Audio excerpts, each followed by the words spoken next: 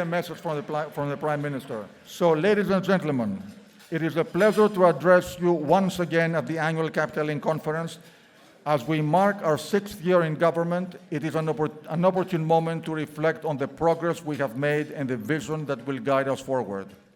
Greece now sits at the top tier of Euro area economies for per capita GDP growth, nearly 20% cumulative between 2020 and 2023.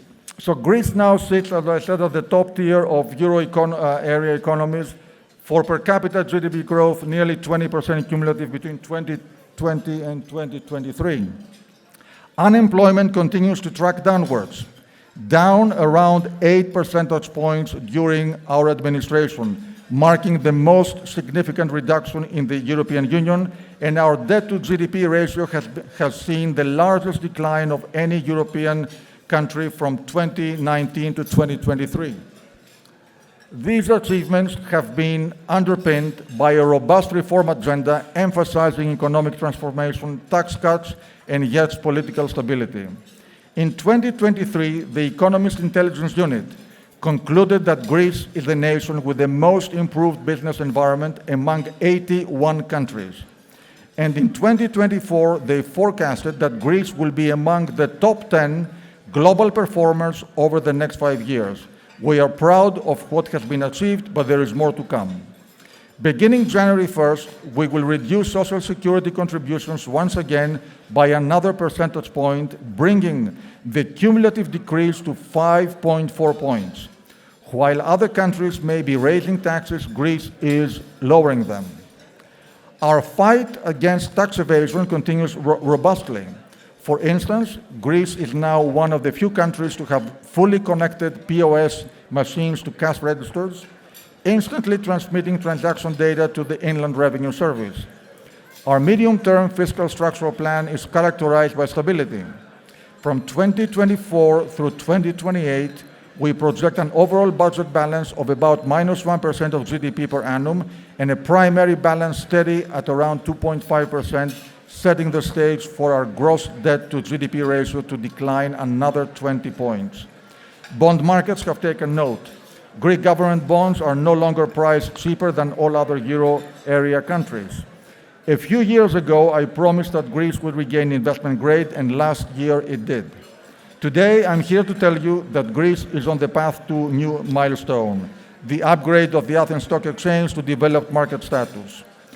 When I addressed this conference for the first time in 2019, I outlined my government's vision and extended an invitation to join us and share in the success of this country. Since then, Greek assets have consistently outperformed. Today, I can tell you that the journey is far from over. I invite you to stay with us to continue investing in Greece and to share in the rewards of a nation on the up. The best is yet to come. Thank you, Kyriakos Mitsotakis, Prime Minister of Greece. And with that, maybe I can have now Minister Staikouras, our keynote speaker. I'd like to acknowledge also the other ministers, Minister Kerameos, Minister Papathanassis, Minister Zdoukou, of course our ambassador, Ms. Eleni Nasika, Joshua Hack from the US State Department, last but not least, of course, Yannis Tournaras, who will be honored tonight. I hope I did not forget anyone. So, first of all, I would like to thank Mr. and Ms. Bounozis for giving the chance to make the keynote address at the 26th Annual Capital Link, a unique, prestigious event that takes place in a time when the Greek economy is being upgraded, becomes stronger, and shows remarkable resilience.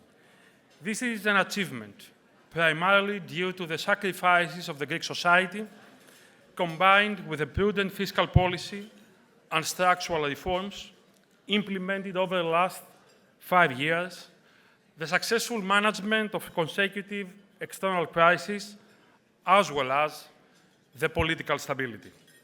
However, despite the positive outlook and the promising prospects of the Greek economy, we should remain cautious and proactive on our decisions as the wider environment shows signs of instability and uncertainty. In this context, the political leadership of the Ministry of Infrastructure and Transport has embarked on an effort to enhance connectivity in transport and resilience in infrastructure, aiming, ultimately, to contribute to levering Greece's regional, geopolitical, and economic role. Our strategy is based on priorities. First priority, implementing many large-scale projects throughout the country.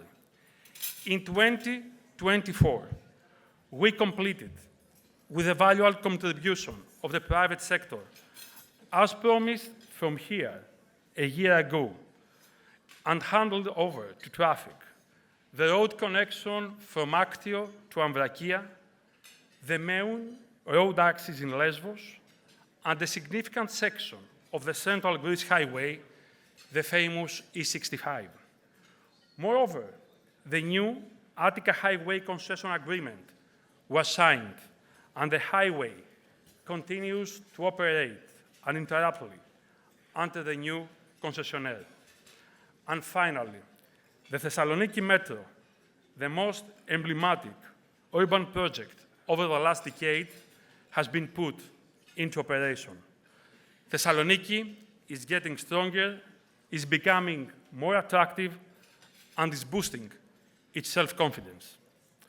Moving forward, the expansion to Kalamaria will be completed in a year from now. The Patra-Pyrgos Highway will be completed in 2025. The construction of Thessaloniki flyover is carried out at a rapid pace. The contract for the road access from Ioannina to Kakavia will be signed next week. The new Castelli Airport completion ratio is 40%, and the construction of the Cretan Northern Highway is advancing. Indeed, works have started, studies are carried out, expropriation procedures are progressing, and the construction documents for the main sub-project, Chania-Iraklio, will be finalized over the following 50 days. The second priority is to implement major flood prevention and irrigation projects. Indeed, in 2024, we signed contracts or we announced tenders for dams and flood prevention projects in Messinia, Etolakainania, Lesvos, Rethymno, Attica. And moreover, we signed contracts and we completed irrigation projects in Argolida, Imathia, Phthiotida, Chalkidiki, Seres, Kastoria, Larissa, Trikala, Magnesia, and Corinthia. The third priority is to maintain existing infrastructure projects. Through the Technical Chamber of Greece, the Smart Bridges project is implemented with the aim of upgrading road bridges in all regions, as well as 100 railway bridges with innovative methods and modern tools. At the same time, over the following couple of days, most probably tomorrow, we move forward with the restoration of the damage to the road network affected by Storm Daniel, ensuring functionality, safety, and climate resilience with interventions of at least 200 locations on 2,100 kilometers of the regional road network in 6 prefectures. Fourth priority, reforming the Greek railway. Railway which has long-lasting, accumulated deficiencies and inconsistencies. To address them, systematic, persistent, and long-term effort is required. We are moving in the right direction.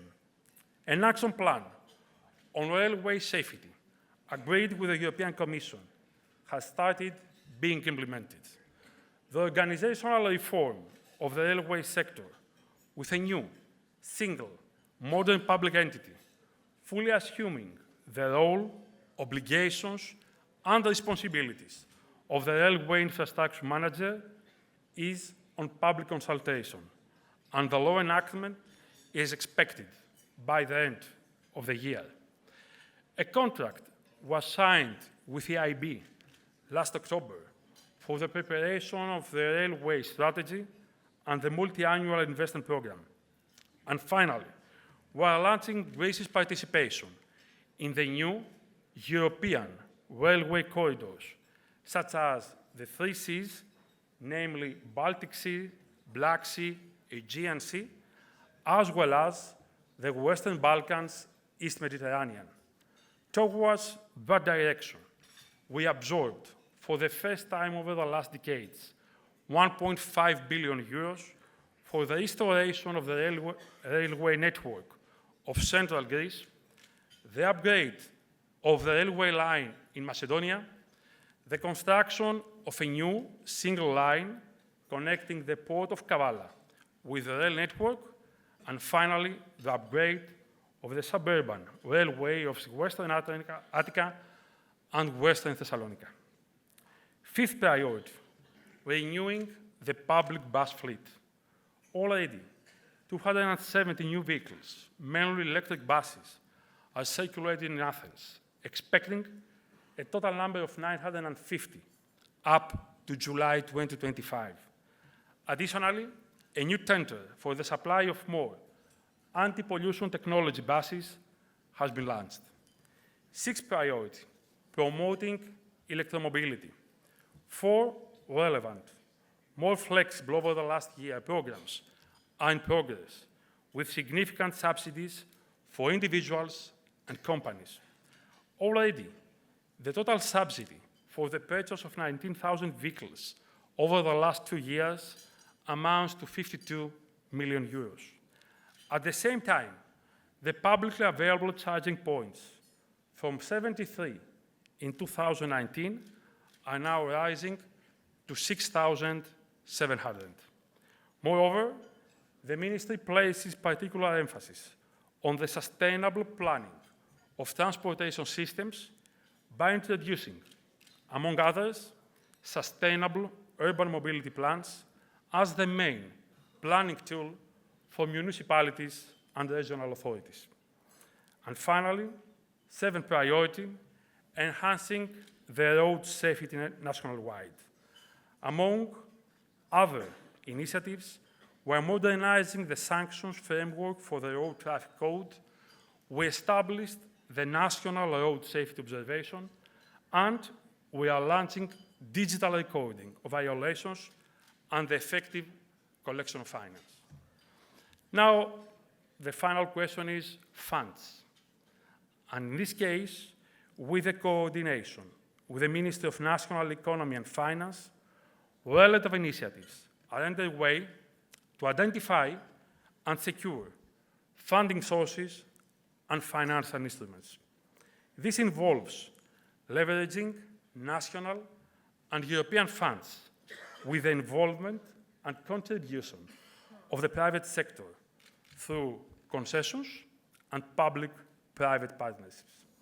These are the funds coming from both the national and co-financed leg of the new programming period, the Recovery and Resilience Fund through existing allocation of funds and the redistribution of available resources, the EU Solidarity Fund for the restoration of damages in the affected from national disasters areas, the Connecting Europe Facility, specifically for the restructuring and modernization of the railway network, lending from the European Investment Bank and the Council of Europe Development Bank, funding from a much healthier and more stable over the last 5 years banking sector, both on the asset as well as on the liability side of its balance sheet, and finally, of course, leveraging the fiscal space steadily created over the last 5 years in the state budget. Ladies and gentlemen, I shared with you some priorities and policies of the Ministry of Infrastructure and Transport. These provide the impetus to form a more resilient economic landscape, to achieve high and sustainable economic growth to create many more new jobs and to enhance social cohesion. Thank you.